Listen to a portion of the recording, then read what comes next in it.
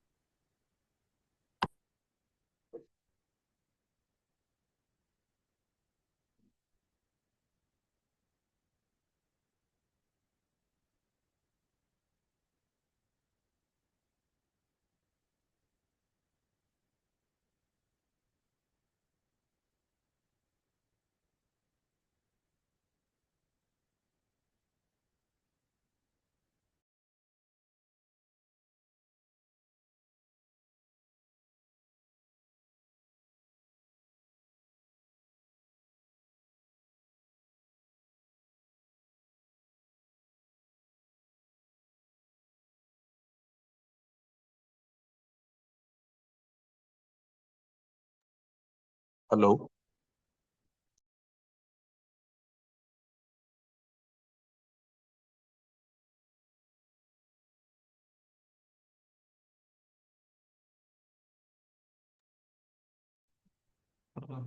Hello.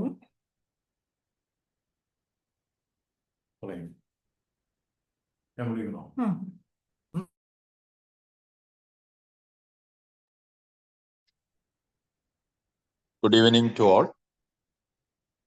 We are starting the 7th day of the international seminar organized by Sodh Kumar Library and Research Center, Gramina Padana Kendram, FSCT organizations with the help of other agencies. Now, I invite our director, Dr. K.T. Srilata Kumari, for a welcome speech.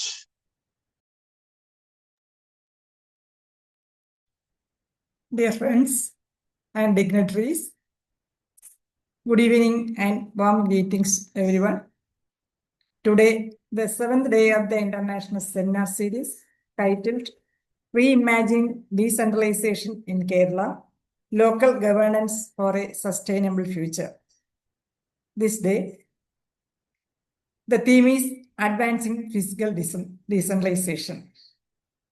Today we have former Chief Secretary and 6th State Finance Commission Chairperson, Sri S.M. Vijayanand IAS, to present the background note. With great pleasure, we warm welcome you, sir, on behalf of the organizing committee. Here, 3 panelists to respond to the background note. A warm welcome to Dr. B.N. Alok, Professor, Indian Institute of Public Administration. And Dr. S. Mohan Kumar, Director of Public Policy Research Institute, here to respond to the paper. A warm welcome you, sir. A warm welcome to Kila Registrar, Sri K.R. Sumesh. And warm welcome to Dr. Nirmala Sanu George. I also extend my warm welcome to all the participants on behalf of the organizing committee.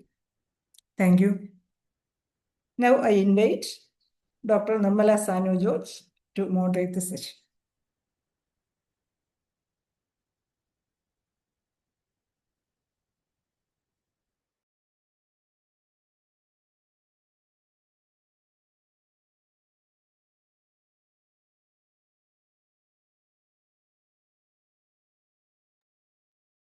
Resources, responsibilities. Can you hear me? Okay. Yes. Oh, okay.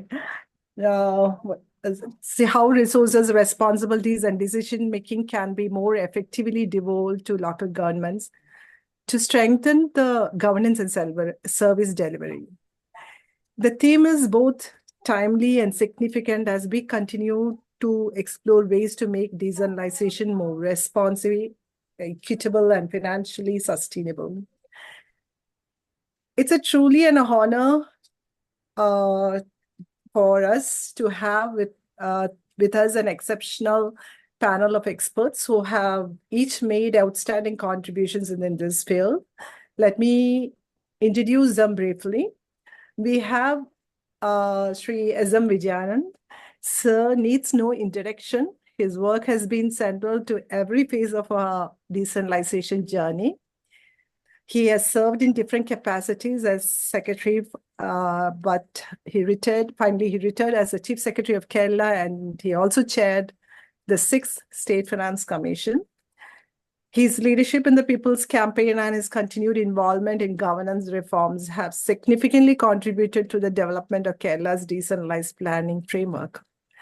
And I have had the privilege of working closely with him on multiple occasions, particularly during my tenure with the State Finance Commission, 6th State Finance Commission, where he has left no stone unturned in shaping Kerala's fiscal decentralization.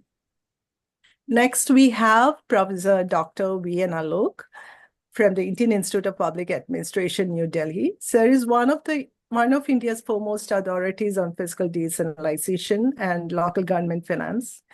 He has been central to conceptualizing and computing the Fiscal Devolution Index and has made significant contributions to several finance commissions and policy institutions that promote fiscal devolution in India. We also have Professor Mohan Kumar, senior economist, and currently he's a director of the Public Policy Research Institute, Government of Kerala. His work in rural finance, decentralized planning, and fiscal reform continues to shape both policy and academic discourses in this area, not only in Kerala, nationally also. And finally, we have Sri Sumesha.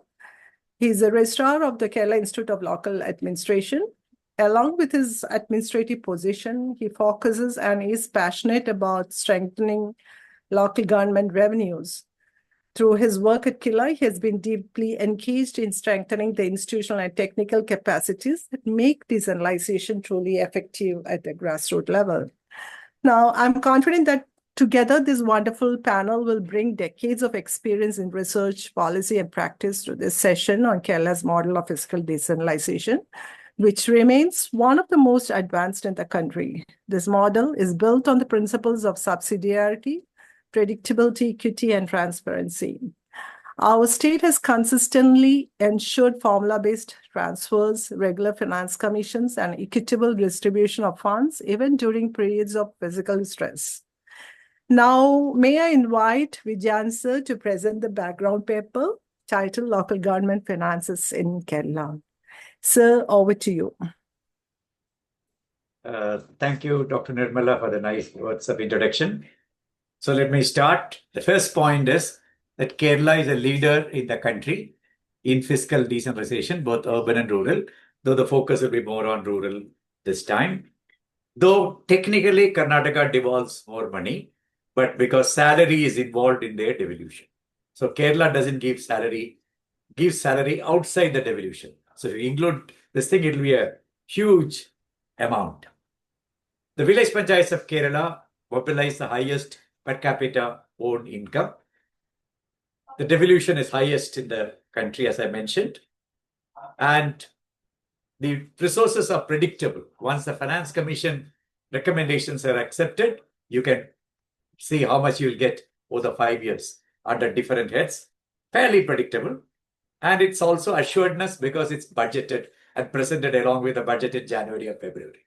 And every local government gets its money according to a very transparent formula, which is also equitable because it gives a lot of weightage to backwardness. So that is again a very, very special feature of Kerala's fiscal decentralization. And the money is fungible. You are not saying this can be spent only for this. There are broad categories. So there's a lot of fungibility, usability for that. And the end use is largely decided by local governments with only a framework being given. And you don't have to give utilization certificates. And a good part of the amount is also carried, though I understand it has not yet been operationalized, though the policy decision has been taken. And then Kerala is the only state, or one of the few states, not the only state. I think one state did it ahead of Kerala this time, constituting the Finance Commission on time. I think all the states ought to have constituted the 7th State Finance Commission by 2024. I think only 6 or 7 states have done, out of which Kerala is one of that. So naturally, Kerala is a leader in devolution index, though this time, because of, I don't want to criticize, it's come second to Karnataka. But if you look at the reality, there's a lot of difference. And if you look at the resources of local governments, urban and rural, I'll not get into details. It's huge. They're expected to spend about 36,000, nearly 37,000 crores during the current financial year, out of which plan alone will be quite high. Non-plan. Plan means untied plan, which is the devolution from the state, is 9,100 crores to all local governments, gram, block, district, municipalities, and corporations. In addition, they get a huge share of central resources, which is recent trend mainly due to MG and REGS, and a huge pension, which I feel it's little too high from any point of view, particularly equity point of view. Probably it's more important to give a 5,000 rupee pension to a fewer number of people than it's a policy decision. So I'm not getting into it. And the own source revenue of Kerala's local governments is very close to 3,000 crores, nearly 50% by the urban and 50% by the rural. These are just factual information, but I'll focus more on the issues and the way forward. As is evident from the quick presentation of data, the own source revenues of local governments, urban and rural, constitutes less than 10% of what they are spending in a year, which I think is quite low because Kerala local governments can raise higher resources.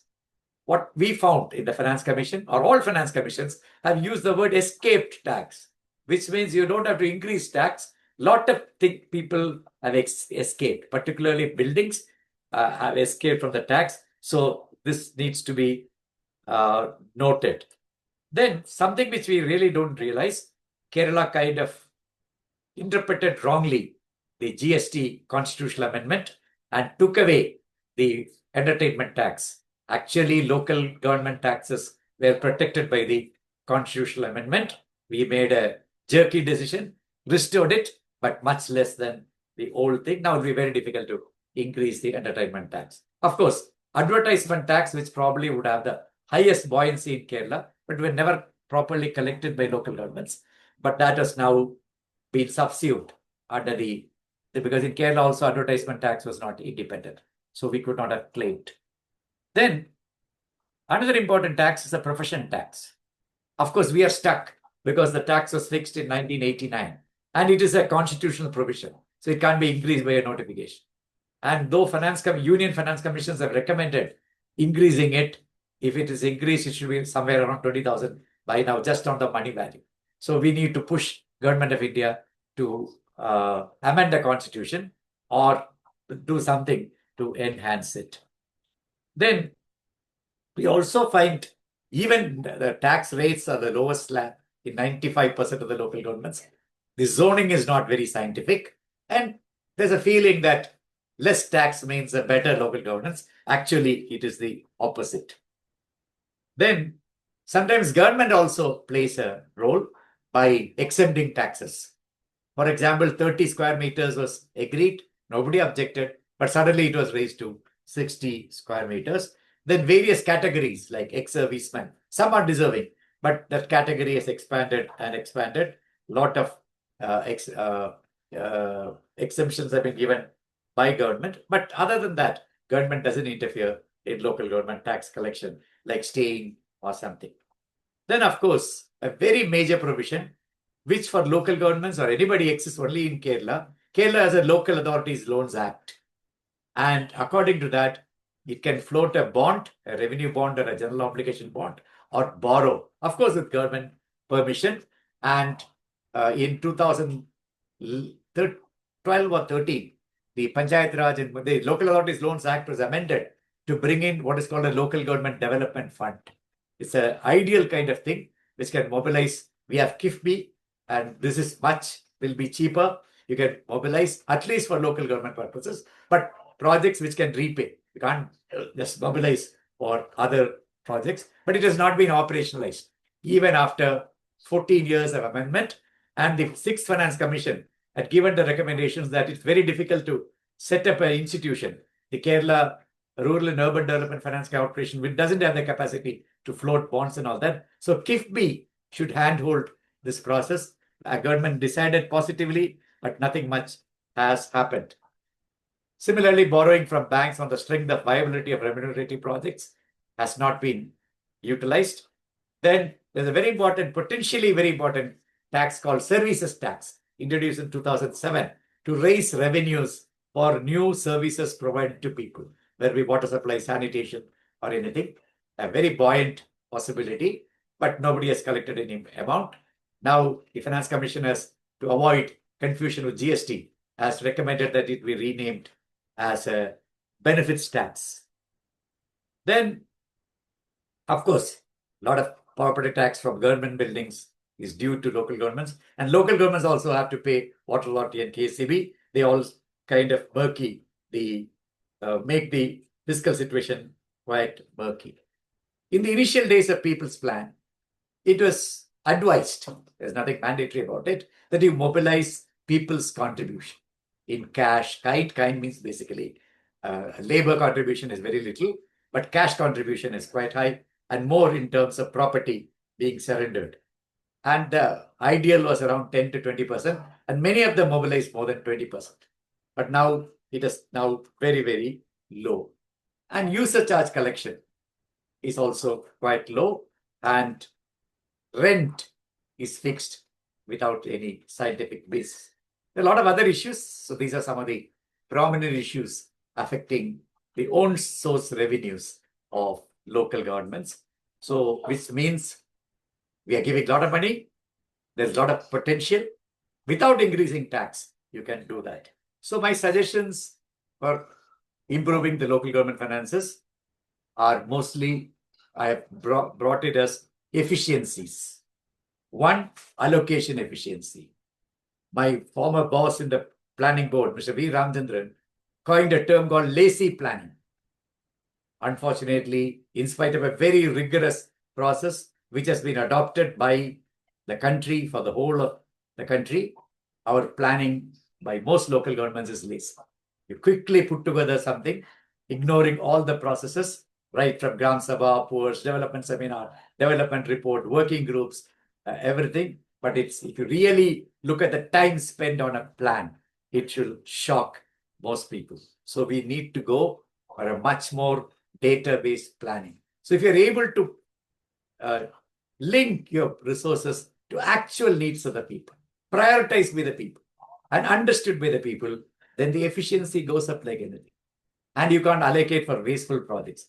There is substantial amount of wasteful projects. Of course, we can say it's a local government priority, but you need to defend it rationally, at least to your people. Why did you fix a tile in a hospital rather than buy an equipment? Can't say that it is freedom. So there's a lot of wastage in many schemes, particularly in the productive sector, and also in the use of maintenance fund. Then something which goes against the core of this ward-wise division of funds. It is everywhere across. Even if a person has only one seat in the local governments, he or she gets a share. This is not very healthy from a planning point of view. So it's what I call member Raj or councillor Raj and not Panchayati Raj. So then all this planning we need to really improve, which is why I called allocation efficiency. If the resources are allocated properly, it will not add to the finances, but its results, impact will be much more. Then management efficiency, project management, delays, and all this getting land, and those kind of managerial things like quality of projects. So I can bring them under the rubric of management efficiency. You can get a lot of people by doing that. Similarly, Kerala came out with an innovative idea, which is actually propounded by no less a person than Sri M.S. Namboodiripad himself, the Volunteer Technical Corps, which has abolished one of the worst decisions ever in the history of decentralization in 2012. There were so many volunteers worked, That would have increased management efficiency and allocation efficiency by improving a lot of people. Now it's in the age of Zoom, we could have got international experts to talk to local governments, talk to villages and give their advice. But I must also add, it was not introduced by the two other governments which followed the government which adopted it. So which means there is a consensus, we don't need voluntary experts. Their contribution to fiscal efficiency can be huge, covering all the kind of thing. Then, of course, new technologies and public services. Again, service delivery. We have devolved 1/3 of the funds, but we have devolved nearly 2/3 of the services, mostly the human development services, which affect about 1/3 of the 1/3, 30, 40%, or even 50% of the population. Their service delivery efficiency has huge fiscal implications, not only for local governments or the state government, but for the population as a whole. Then, of course, economic efficiency. You are investing 1 rupee and trying to, they're all interrelated. You can't say one efficiency is different from the other and taking it out. Then production efficiency. We have a productive sector, 30%, a huge amount. But the investment isn't bringing returns, particularly in agriculture. Take the money spent in agriculture, the seeds distributed, seedlings. But the returns are quite limited. Social efficiency. At least 40% of the SCSP in Kerala and about 23% of the tribal subplan is spent through local governments. And social justice is a core function of local governments according to the 73rd and 74th amendments. But are tribals better off? My answer is no. They're not worse off. SCs have improved a bit on this. So that is again the social efficiency. Again, gender, people with disabilities, elders, all of them, substantial funds are earmarked. So together, if you take, it's nearly 30-40% of the local government funds are earmarked with social implications. So social efficiency means it gives better return from a social sense. Then, of course, technical efficiency is just a calculation in the old Soviet style of input, output. So how much is getting in, how much is coming out. And through convergence of resources, services, schemes, the technical efficiency can bring. And also something which I had been emphasizing right from the first year of the People's Plan, integration, cross-sectoral integration, inter-tier integration. They all contribute to technical efficiency. Then the employee efficiency. Are employees putting in the best? Employees means not the local self-government department, but everybody working under the thing, that management of the local government. We have transferred everybody. Now the relationship is reasonably good. Can you extract more work? Because you're closer to the people, there is pressure from the people, and we have shown remarkable efficiency. We call it a X efficiency, technically, is employee efficiency during COVID, during the floods and that. Then, of course, dynamic efficiency. It's been 28 years since planning started. Decentralized planning started. So for each situation, disaster came, now environmental things are coming. Soon age will be a major issue. So are we having the dynamic efficiency? Then, of course, a very simple efficiency, collection efficiency, which I mentioned earlier, giving a lot of examples that the collection is only, my guess is only 60% of what could be mobilized by collecting the resources which you are supposed to collect. There are a lot of things which I mentioned, including tax mapping. And I feel that setting the rate for taxation is a political priority of a local government. It's a policy decision, but collection cannot be left to discretion.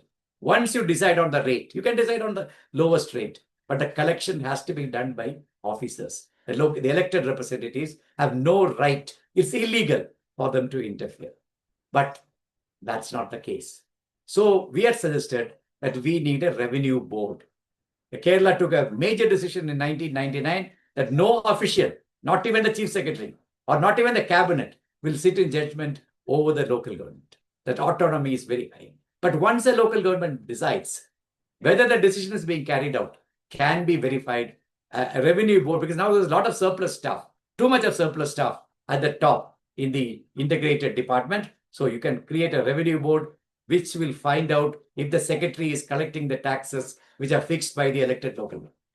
I will not mention, we went to a local government, a research team went to a local government, and a 5-storied or more than that storied flat about 100 meters from the local government was not assessed for 8 or 9 years. So we can't be so blind, but this is another major kind of recommendation to improve this. Then the other things I mentioned earlier when I highlighted the issues. Then social accountability, to avoid leakages, to the people to be confident. And participation was a core of Kerala's agenda, the core of the principle. Though a lot of controversies later came out of it. But even now, the whole thing is designed on the premise of participation. If people participate, much of these deficiencies will be overcome. So whole set of social accountability is not social audit. I think recently government has taken a very positive decision to amend the acts to bring social audit instead of performance audit. A very, very welcome step, but I'm not very happy about the quality of social audit, which is happening in NREGA. It's a very routinized kind of audit. I wouldn't say it's compromised, but very few wrong things are brought out. But we need to have the whole thing, the ombudsman system revised, and a public accounts committee in local government, and all those suggestions are there, and outcome monitoring by a third party. There's a scheme called Unnat Bharat Abhiyan.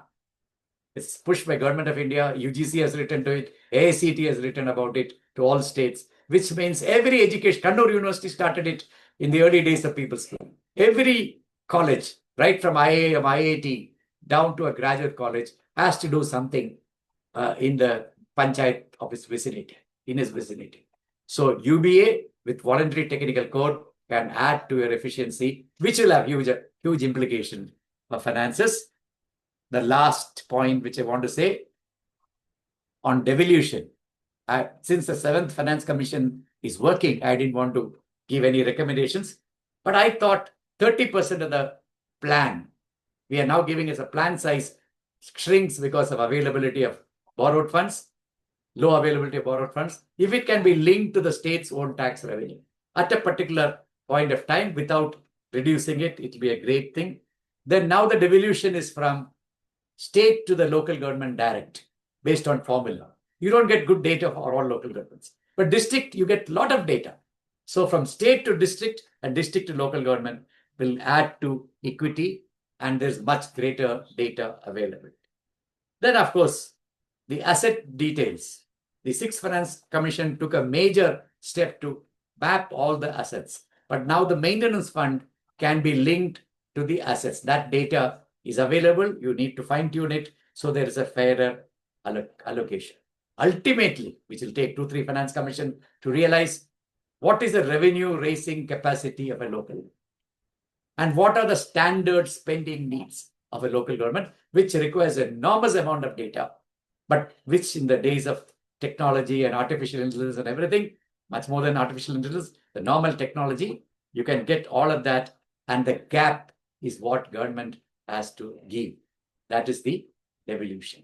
Thanks for giving this opportunity. My time is over. Thank you once again.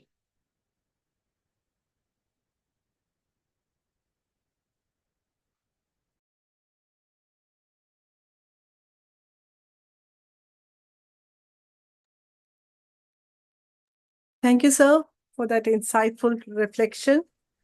Sir has highlighted that despite strong institutional foundations, tax potential is underutilized. Our own source revenue remain weak, primarily due to tax evasion. Assessments are outdated and rate structures are static. The physical space for local governments has also narrowed since the introduction of the GST. Yet there are significant opportunities ahead. Borrowing potential through dedicated institutions, better expenditure management, and stronger fiscal discipline. It calls for a shift from devolution to performance, from just transferring funds to ensuring efficient, accountable, and innovative use.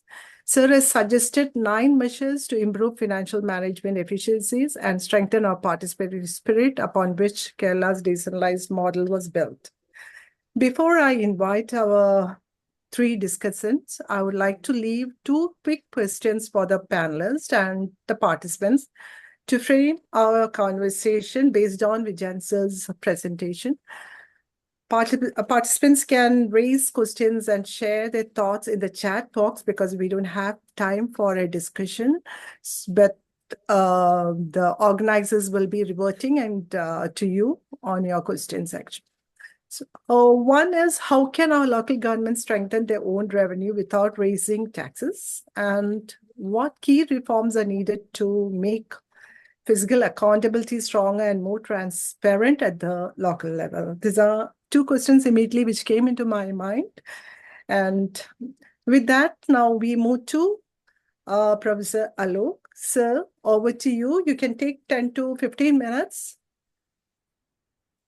Sir, Alok. Yeah. Thank you. Thank you. I'm thankful to, thanks.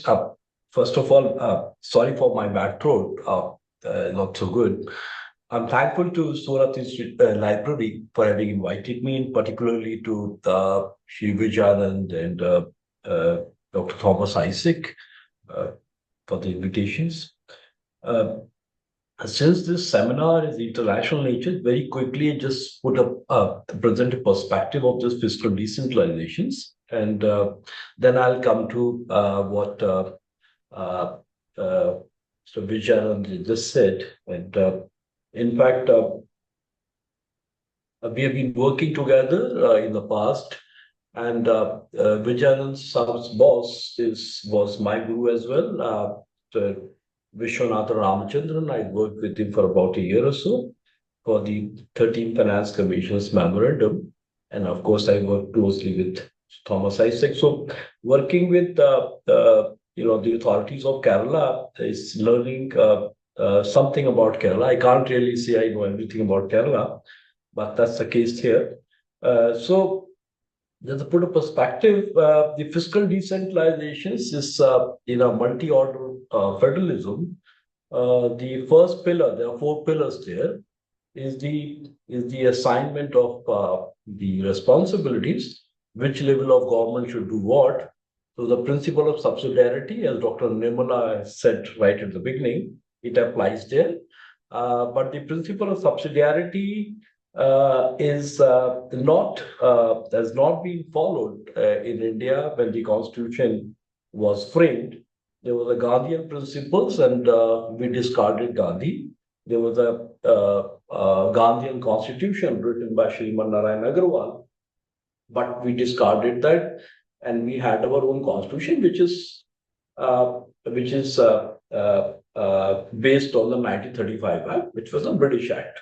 So everything was centralized, or concentration of power was there, which was further accentuated with the imposition of GST and other things. I'll come to that a little later. Then, so we believe on the Dillon principles, which means that first you assign the responsibilities, so various orders of government, and then you assign the revenue handles, which level of government should collect what. Typically, the lower level of government collect less, spend more. That is the case with the state, and more so with the local government. And then the third pillar is the intergovernmental fiscal transfers. So you transfer resources from the top to the bottom, in between the subnational government comes in. The fourth one, which is very important, is the institution. What kind of institution you have, so that people do not really raise any kind of eyebrows on this. So like in India, we have the finance commissions, and in other federations like Australia, South Africa, we have the Fiscal and Financial Commission in South Africa and Commonwealth Grant Commissions, and like in Canada and others, because we do have the fiscal imbalances all across. So far as the finances of the local government is concerned, the local government, both the panchayat and municipalities, will collect from the own sources. And these own sources could be taxes and non-taxes. So these own source revenue, these are considered as a benefit taxes. So whether you put as a surcharge as benefit surcharge, or even property tax itself is a benefit tax, because it cannot be really just redistributed.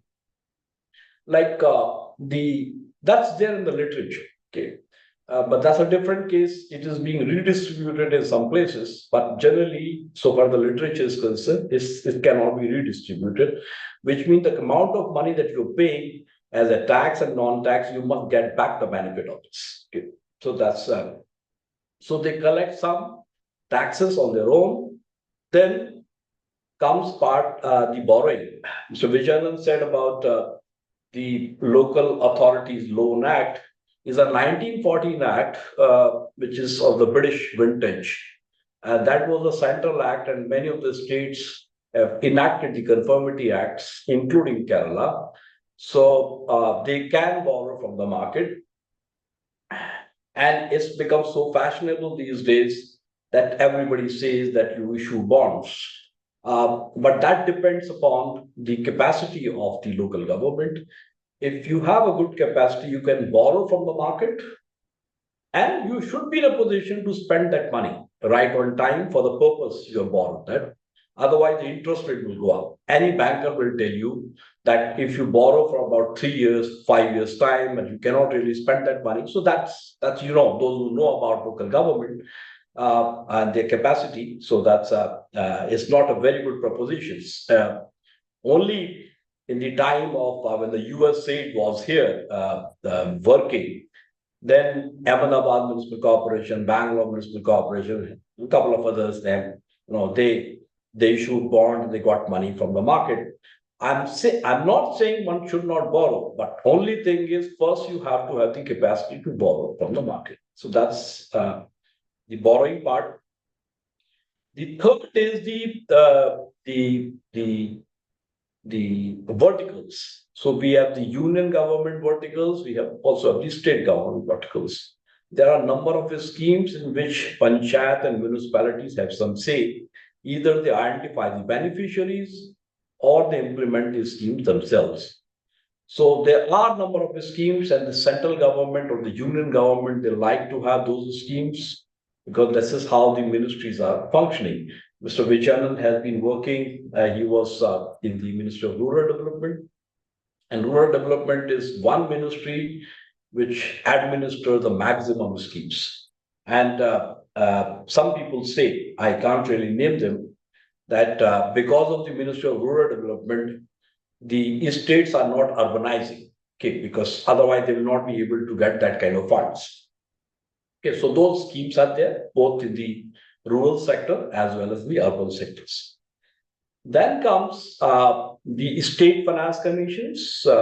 The state finance commission, which was created under Article 243I for Panchayat and Article 243Y for municipalities, and it is being constituted every 5th year or so. And Kerala has been having a good record, but not the best record. The best record, of course, is Tamil Nadu. Of course, in the later part of it, the State Finance Commission of Kerala was doing well, but in the initial part, their report was not accepted, and sometime only one part of the report was submitted, second was not submitted, and one of the report it was all except fiscal decentralizations. So big names were there. I'm not anyway getting into that. But of late, Kerala is doing well, and I must congratulate Mr. Vijayan that many of his recommendations were accepted by the state government, which is a rare case. Generally, most recommendations of the state finance commissions in many other states are rejected or not considered at all. I'm saying this with certain amount of responsibility because I have read all these reports, about 130 odd reports. I do have the compendium with me. So that is the state finance commission. The last is the union finance commissions. The Article 280 of the Constitution, there was one subclause was added that the Union Finance Commission has to suggest measures for to augment the consortium of the states for panchayat and municipality on account of the recommendation of the State Finance Commission, because what they thought that if the State Finance Commission is making some recommendations, there will be stress on the state's finances, and that particular stress should be addressed by the Union Finance Commission. So the successive finance commissions have been making recommendations, and it is both conditional as well as unconditional. So states have been arguing that why the transfers of the Union Finance Commission is conditional, should be unconditional, otherwise money will not be spent. Now, coming to this, I have read only just about an hour ago the background note presented by Mr. S.M. Vijayan, and of course I heard about him. The first point that he mentioned about is the village panchayat of Kerala mobilize the highest per capita, no doubt about that. The Kerala is getting the maximum. In fact, many states can learn quite a lot from Kerala.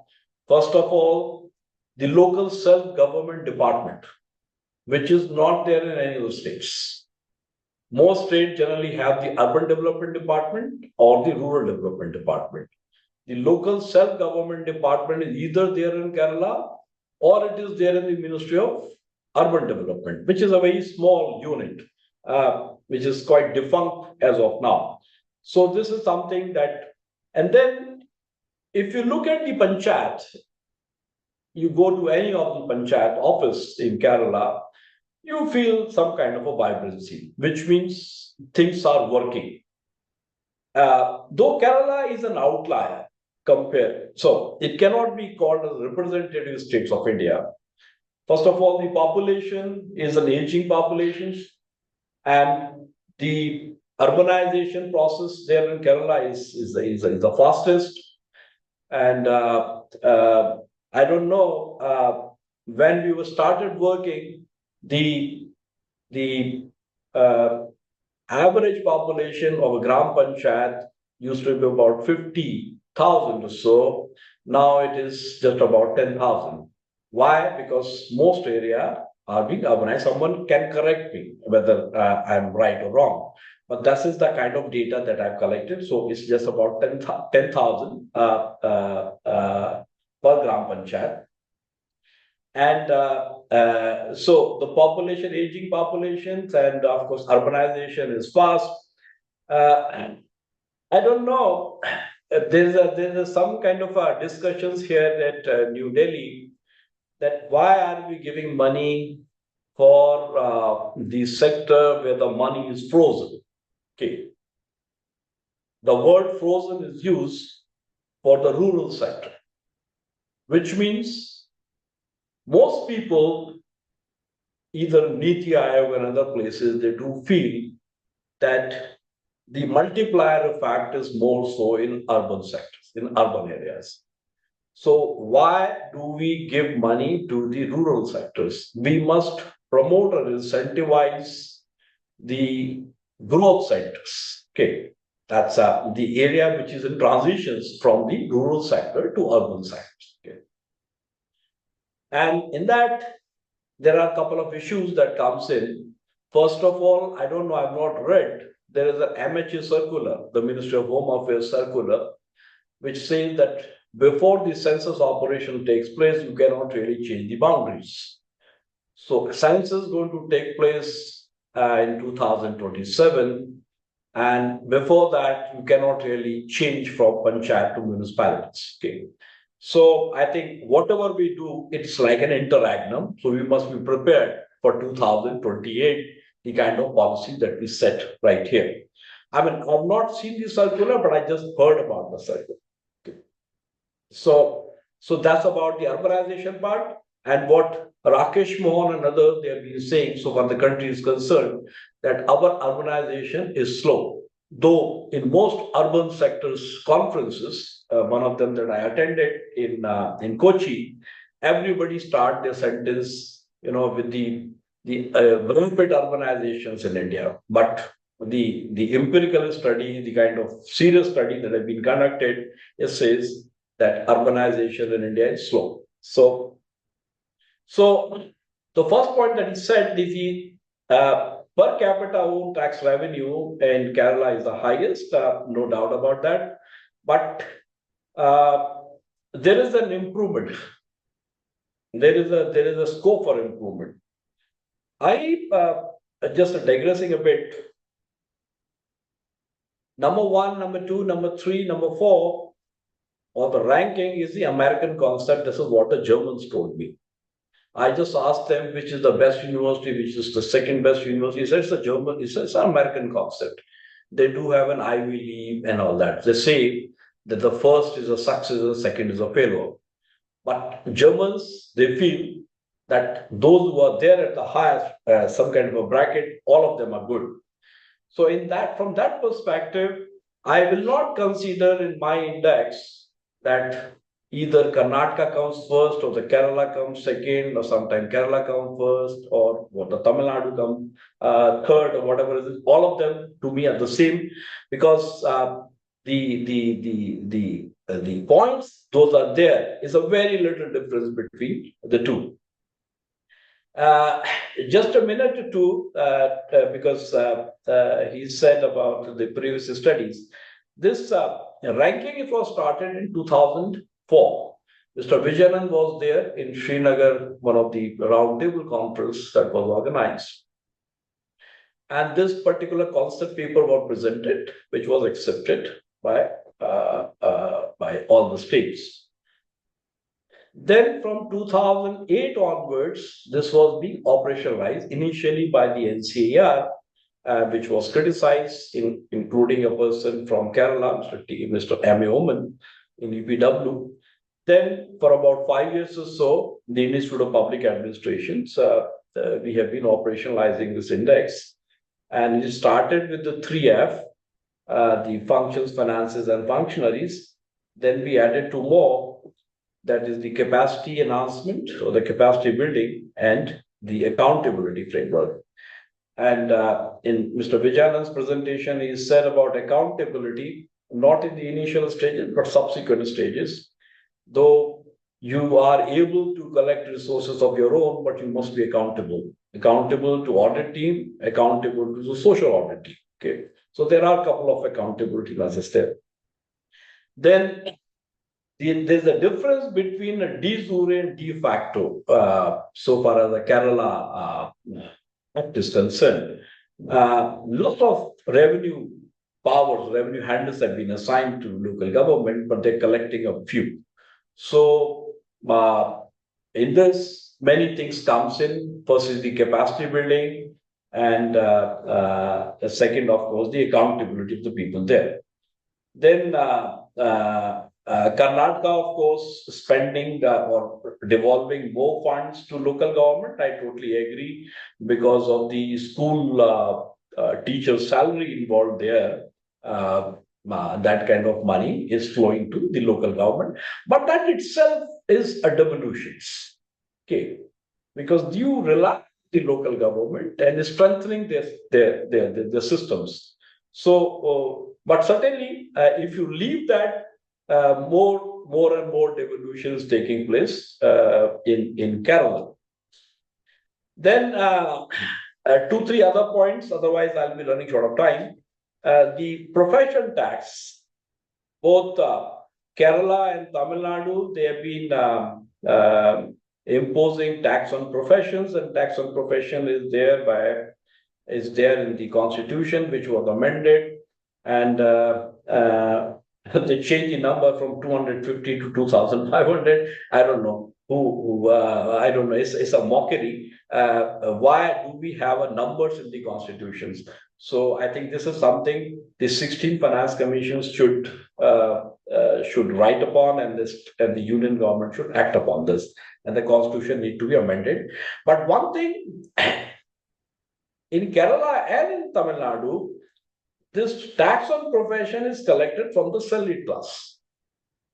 Typically, the tax, I don't know, I just heard about this, that tax on profession is collected also from the salaried class.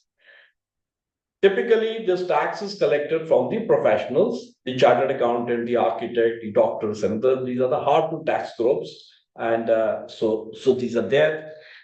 Then, of course, I agree that the avoidance is high. Avoidance is high in Kerala, not just in Kerala, but all other states. Local government collect just about 10% of the total tax base.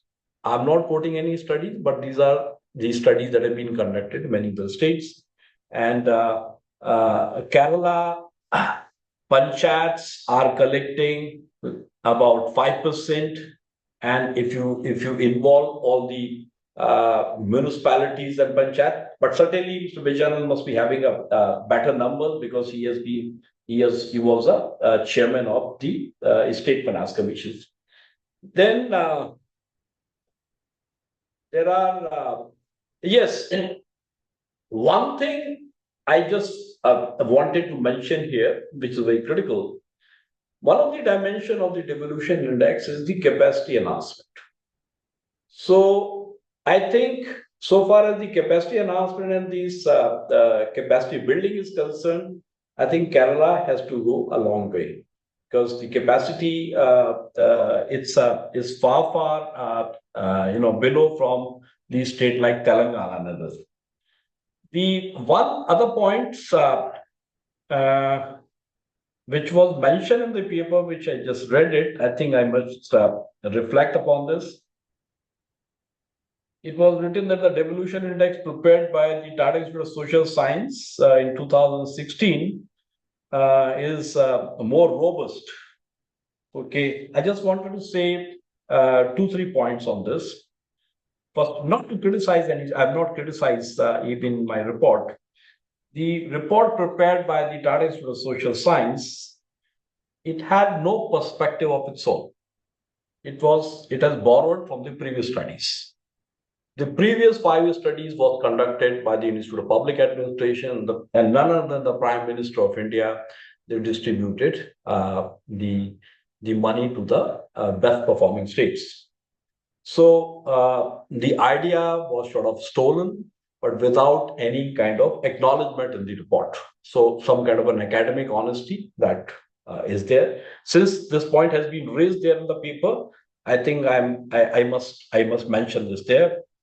And the most important part there is that the 2014 report, it has 26 indicators across 6 dimensions, whereas the Tata Institute of Social Science study, it dropped 8 indicators out of 26. So one can raise about the credibility of that index. So that's there. So far the presentation is concerned, it is not a very scholarly presentations. You look at even the references, somewhere they mention the name with sir and other things. Okay. So far as the method is concerned, I don't know whether they were able to collect data from the states or from the field, though they mentioned this there, but they have not mentioned the methodology part of it. Okay. On the contrary, the studies that have been conducted by the IIPA, it has its own advisory group. The best of the countries, they were advising the committee, and in the latest report, it has been acknowledged by the chief economic advisor. It was even evaluated and scrutinized at various levels, including the Prime Minister's office. Though the first 3 states are not ruled by the political party which is there in the center, despite that the Prime Minister's office, they simply passed on the report for its release by the minister. So I think I must stop it here because I'm running short of time. Thank you very much.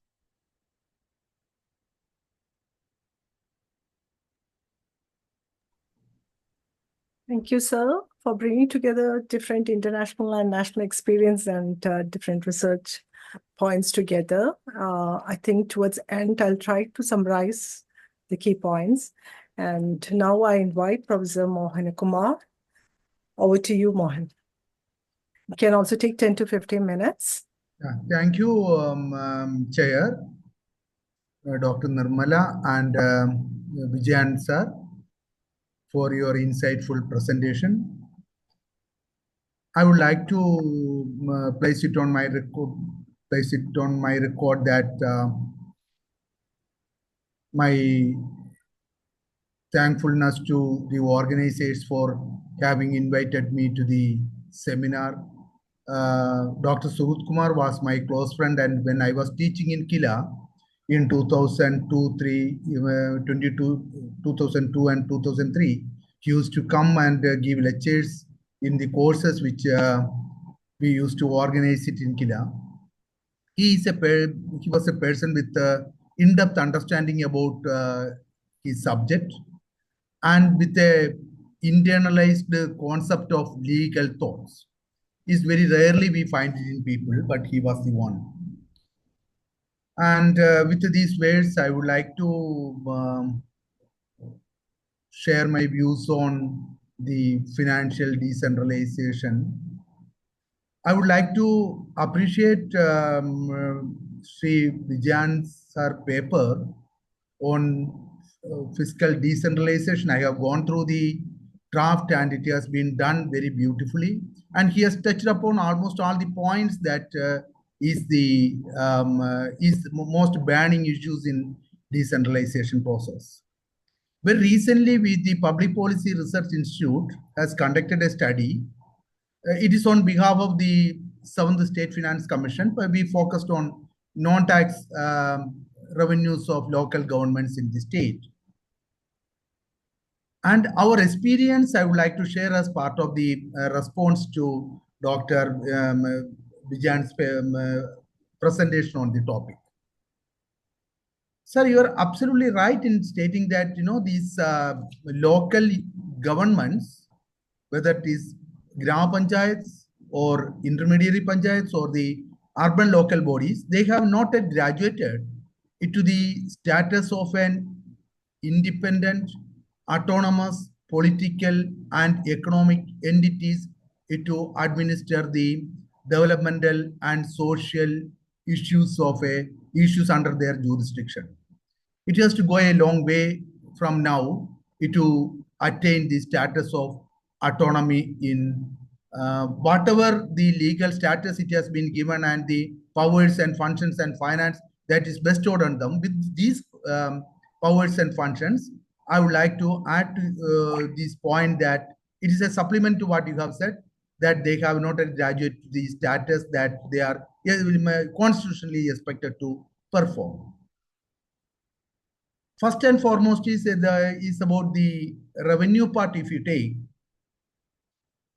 there are major 6 items in the own source revenue, which can be broadly classified into tax and non-tax revenue.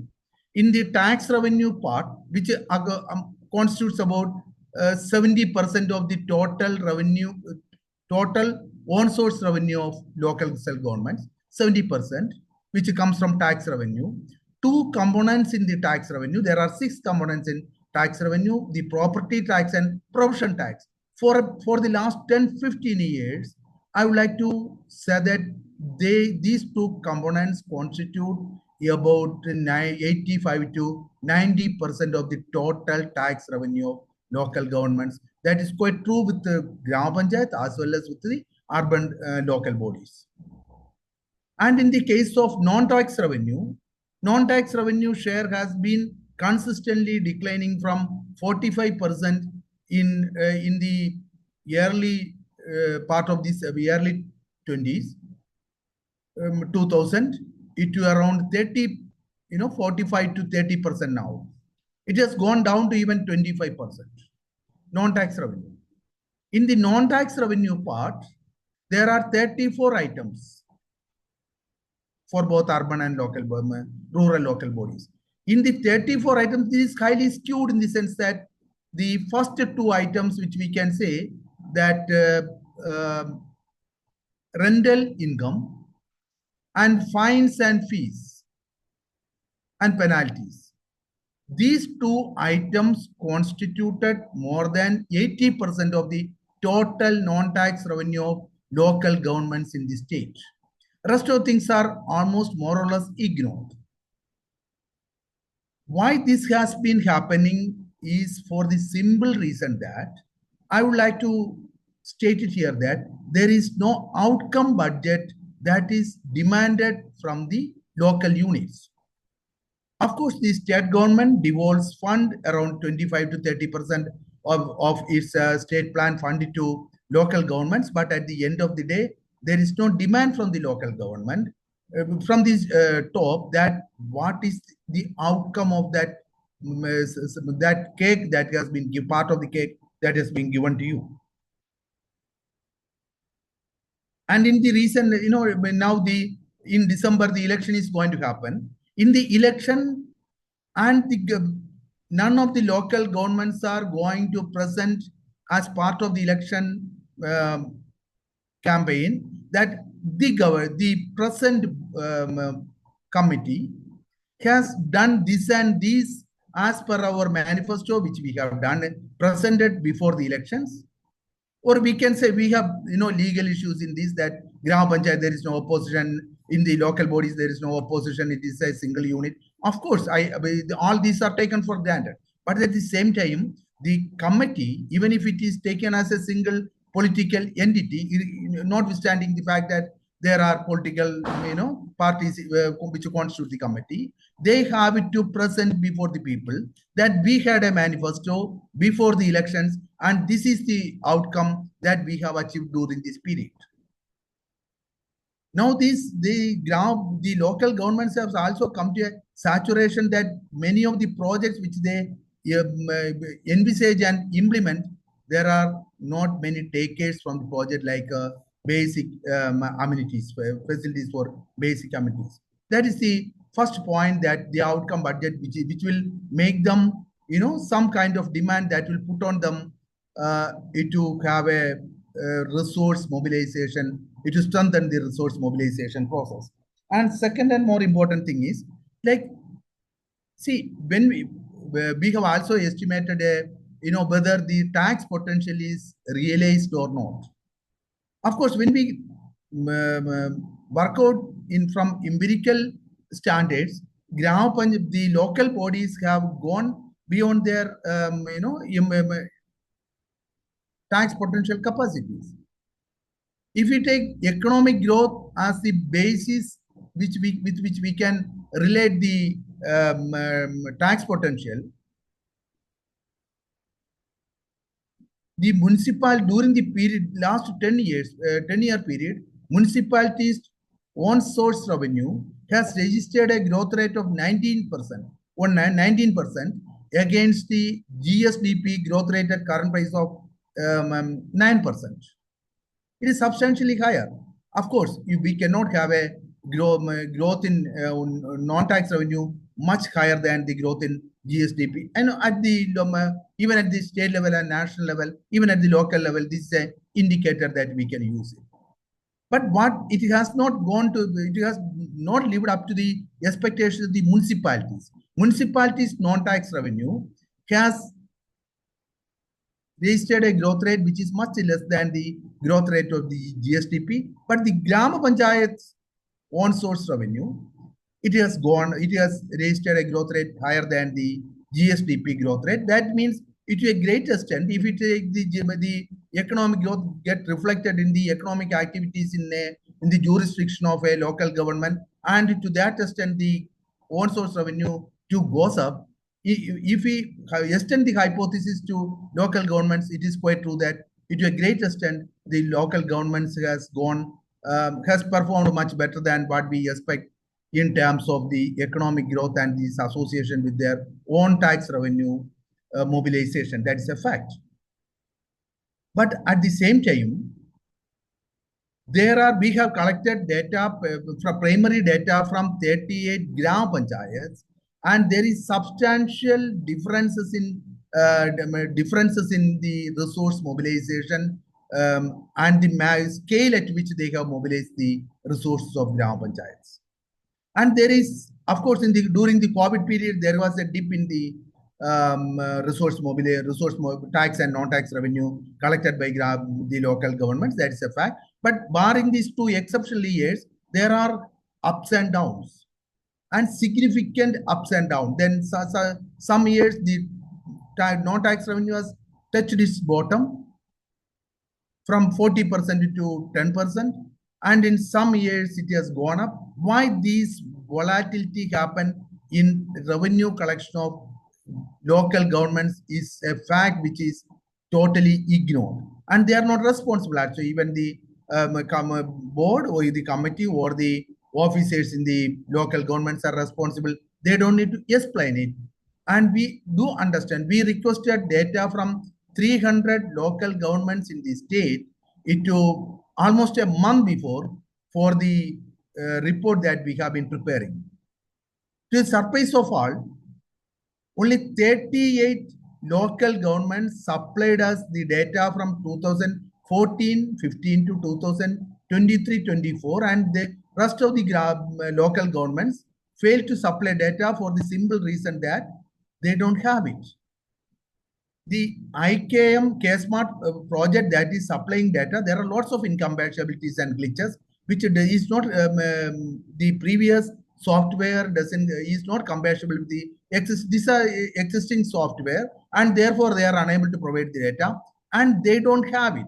They don't have it in the sense that, as Vijayan sir knows much better, that if you are seriously have taken up your planning process seriously, naturally you will look into the previous data and how we have performed and how we are going to perform in the future. Unfortunately, these local governments do not have to go back to their earlier performance and resource mobilization, and on that basis they have to build up their planning process and the economic activities in the next year. It is ignored. They don't have the data. They have to collect the data from different registers and put it together, and that takes lots of man hours, which to a great extent they don't have. Of course, when we asked the data, that was the time when this voters list renewal process was going on and they were engaged. But this is a fact. And second and more important thing I would like to flag in this contest is that the local governments will collect data only if there is an umbrella act and rule. Proportion tax, there is an umbrella act and rule. Accordingly, they go by. They don't have to do. They don't have many. They don't have sufficient rooms to do it as well, and it is goes on. But in the proportion tax, there is whatever is given to the local governments, it is being collected. There is no fresh effort to identify institutes and establishments that have come up in the under the jurisdiction of the local governments and to collect proportion tax. That doesn't happen. So it is stagnant almost. And in the case of rental income from under the non-tax revenue, it has almost been declining in most of the local governments. That is quite true with the municipalities and Gram Panchayat. Why this has been happening is there is no maintenance work taking place. The constructions which took place in the 80s and 90s and in the 70s, these buildings are not maintained properly so that there is no takers. Even if these commercial constructions are at the heart of the town or in the prime place in the village panchayat or in the municipality, there is no takers and there is no takers for these commercial establishments. And why this has been happening is that the Gram Panchayats and the local governments have their own issues to flag that because of this and this we are unable to do it. But it is a total gross waste of resources that have already been invested, and it is not it is not giving a proper return to the local bodies. That's why the rental income has been on the decline. And second thing, I would like to say that there is the need for outcome budget, because whatever rent and property tax and provision tax come and whatever tax come, that's why it remains highly skewed. Two types of tax in the tax revenue structure and two in the non-tax revenue structure. It constitutes more than 80%. Rest of the tax are totally ignored, and there is very little effort to look into fresh avenues of resource mobilization. It is not a blame that these local governments do not have to do it because they don't have much financial crunch, because whatever the resource they receive from the state and CFC, Central Finance Commissions, and less than 10% of the revenue, the total revenue which they mobilize from the own resources, that is sufficient enough to run the show without much of a hassle. And this is precisely the reason it has been happening. And there is, so the first point that I would like to drive home is simply that the Sister Finance Commission, under the chairmanship of Sri Vijayan, has revised the entire non-tax revenues, entire rates for the local governments in the state. I do not know to what extent it has been implemented, but in the same way, we have also revised the rates for 2025, and what will be the rate? And most of the items under the non-tax remain. It is not a serious matter which has gone to the policy making of at the state level. So the point that I would like to drive home is as simple as that the local governments on their own at this present juncture do not have to go for fresh avenues of tax collect, fresh avenues of resource mobilization. Whatever resource they have been mobilizing for the last 25 years, they simply continue with that. They don't have to go for it because there is no need for it. Because they don't need to tell the people that we have done this, we have done that, as the state government do at the end of the day, at the end of 5 years, which they don't have to do. This kind of paradigm has to be changed and shifted, which is very important. That is what I would like to say. That only with the outcome budget and accountability and commitment to what they have taken up, this resource mobilization process can be fine-tuned, and only with the fine-tuning of the own source revenue of local governments that the financial autonomy, which is very, very crucial for this democratic decentralization process that was initiated as part of the Panchayat Raj and Municipality Act in the country and in Kerala. Thank you very much.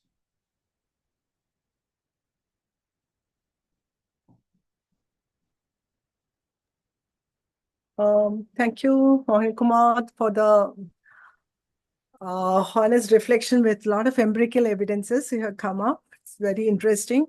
And now I invite our last speaker, Mr. Sumesh, to share his reflections on the note shared. You can also take 10 to 15 minutes. Over to you.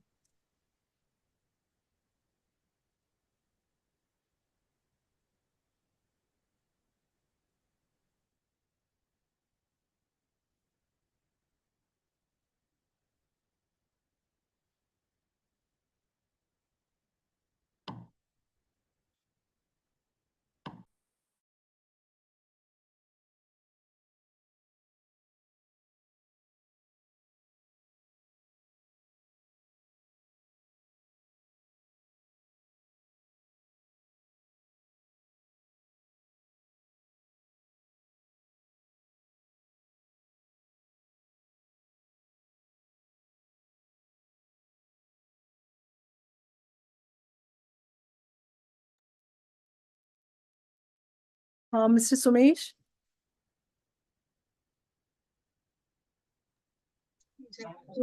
Sumesh sir, ഇവിടെ നിന്ന് വേണോ ഈ share ചെയ്യാം?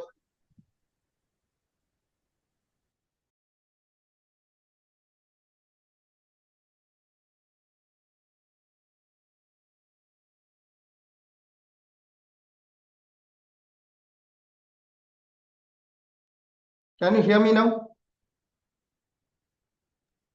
Yes yes. Sumesh sir? Yeah, can you hear me now? Yes. Good evening to all. Due to the constraint of time, I just skip my slides.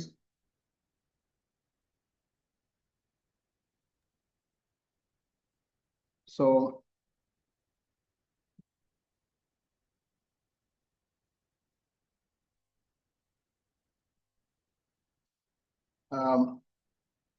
I don't go to the constitutional provisions and other backgrounds, but I just share the, I would like to share Section 5 of Kerala Panchayat Raj Act. So it empowers Panchayat Raj institutions or urban local bodies as body corporates. So I think this point is very much with importance in connection with the on-source revenue, and I think it's a provision which empowers their duties and responsibilities.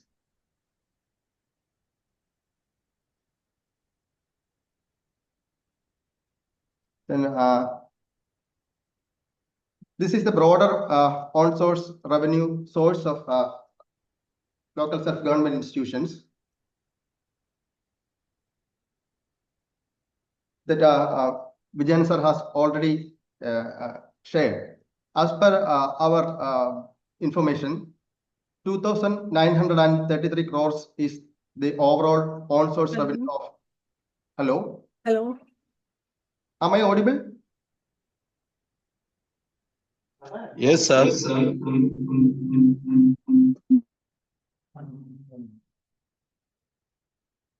Am I audible? Yes, sir. Yes. As per 2024-25 records, the total on-source revenue of local self-government institution is 2,933 crores. Roughly, we can speak, it comes up to 3,000.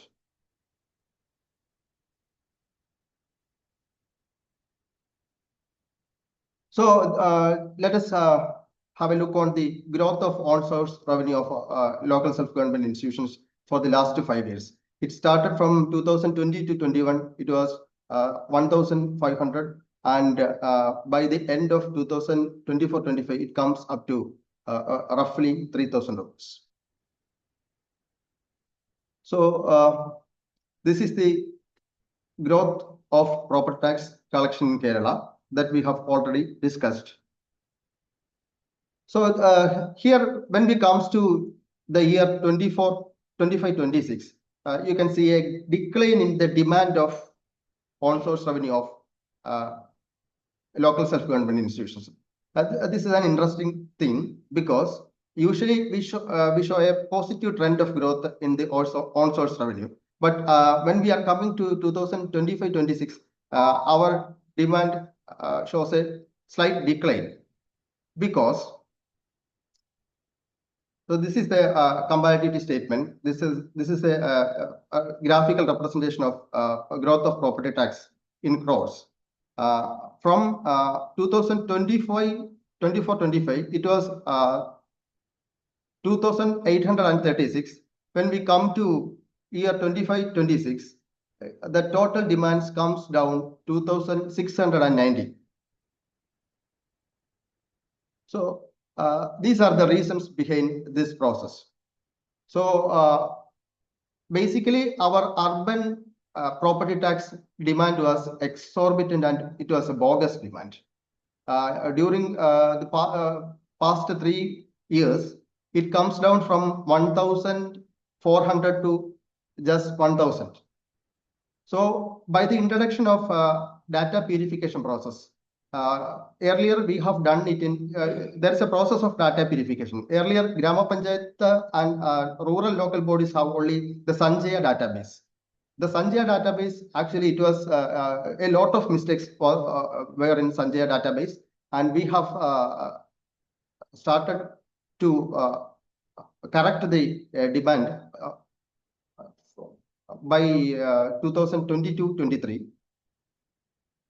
After the our huge effort during huge effort of 3 to 4 years, we have corrected the database of tax database of rural local bodies, but still the urban local bodies show an exorbitant and bogus database. By introducing K-Smart application during the last year, we have introduced another module, that is LDMS module, Legacy Database Management System. By this module, we have corrected the demand side of urban local bodies, by which we can exclude the duplication of buildings, removed demolished buildings from the database. We have posted proper tax in demand register, we have corrected the tax exemptions like ex-servicemen, building below 60 meter squares, the exempted buildings like hospitals, schools, etc. We are incorporated all these things in the legacy database management system. And by the introduction of K-Smart property tax module, by business re-engineering, we have corrected the urban local body demand. So we can now say that almost our database is correct. Then for the last 2 years, Department of Local Self-Government entered into a series of process by which we can increase the property tax collection in the state of Kerala. These are the methodology we adopted. We have purified the data and the realistic demand generation we have done, updating the tax profile of taxpayers, issue demand notice properly. We have conducted a series of citizen awareness campaigns. We have prompted citizens to pay tax through SMS alert, and all these things we can actually set up a series of activities to promote to increase our property tax. Just I can say an example of Manur Grama Panchayat in Calicut district, Kozhikode district. By the data purification, they have increased 64% of property tax during 1 year.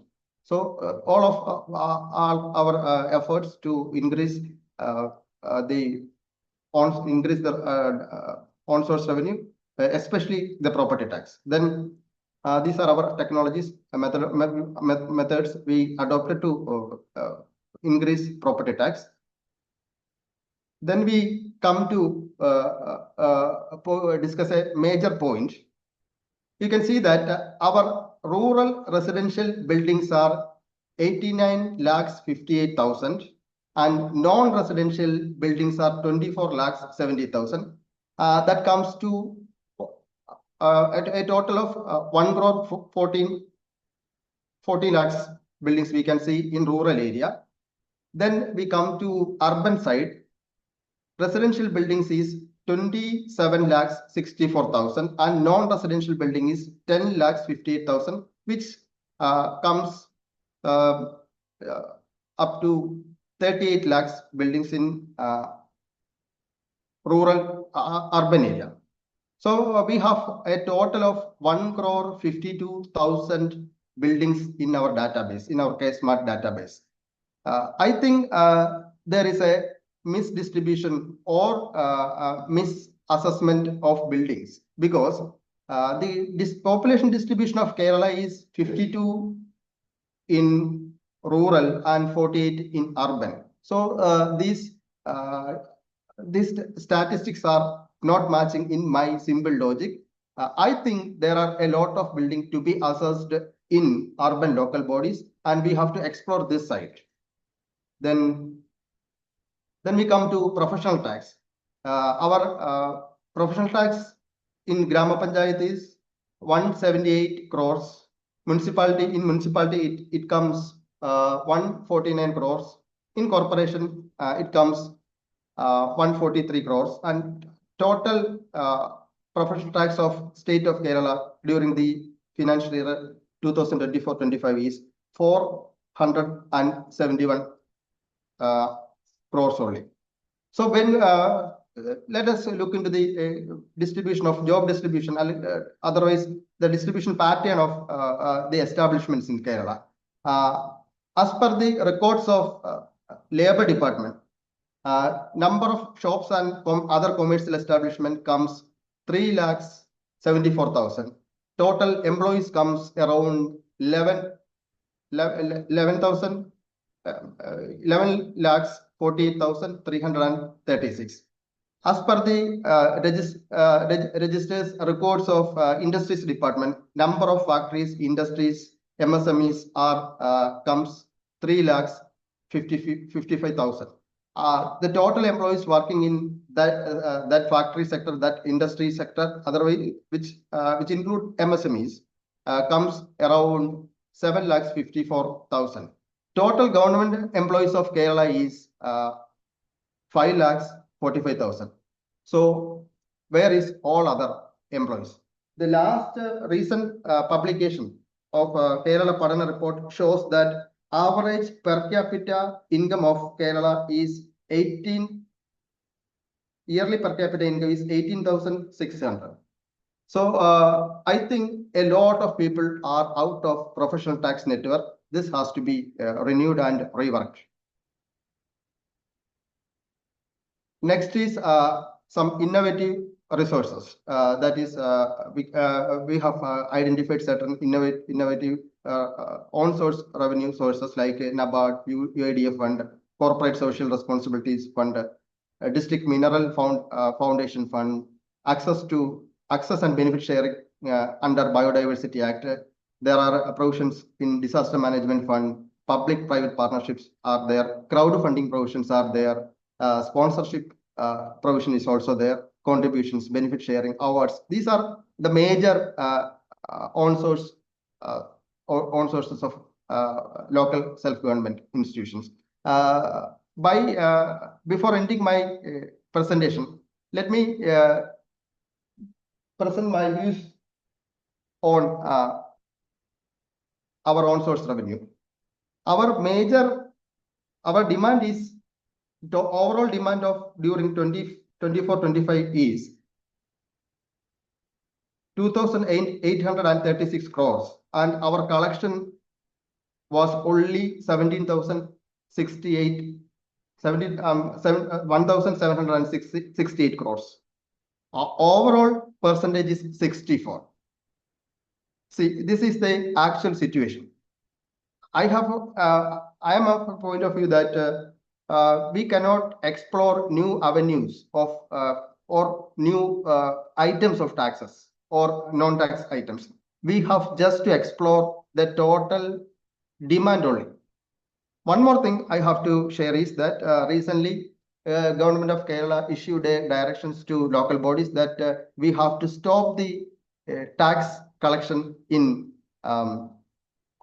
industrial parks. So this is under a dispute now. No taxes are collecting from industrial parks and special industrial units or designated parks. And one more thing is that recently Government of Kerala issued a direction of levying 5% collection of tax collection charge to IKM. All these things we have to discuss, and with the single my last point is we have collected 50 crores of license fees during the last financial year. The major reason is that as per Kerala Panchayat license rules, only 150 items can be licensed. All other are under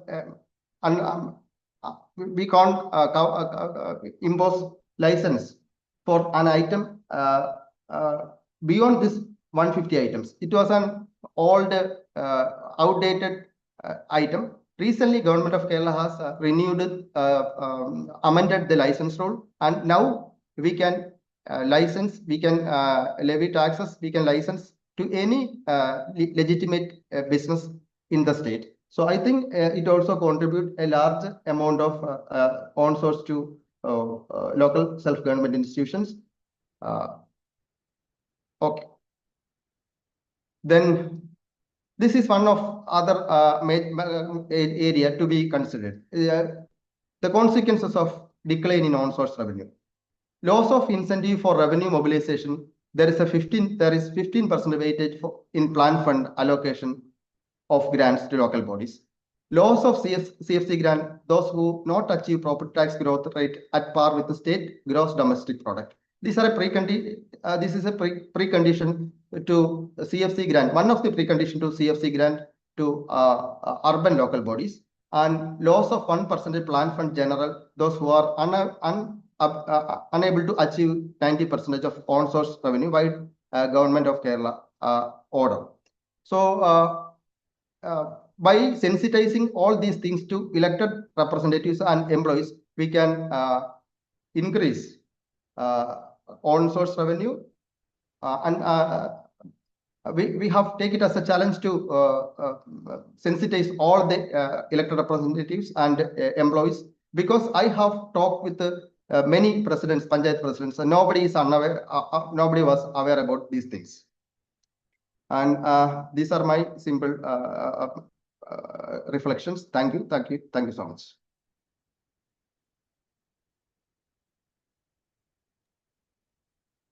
Thank you, sir.